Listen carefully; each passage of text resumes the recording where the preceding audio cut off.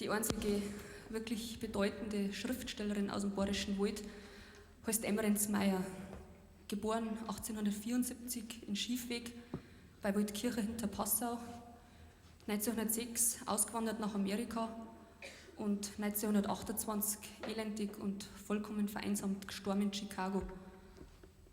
Dabei ist die als jungste Erndler recht ein Matz gewesen. Die hat mit der größten Leidenschaft die Männer beim Raufen zugeschaut, im Wirtshaus für ihren Vater.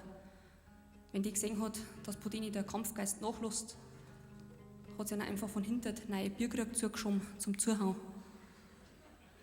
Sie hat sich überhaupt gern in die männliche Psyche vertieft und hat die einzige Mundartballade aus der Sicht von einem ochsengespann Fuhrmann geschrieben, der krank vor Eifersucht sein Liebesleid, seine 2 Zugochsen bei der Arbeit verzeiht.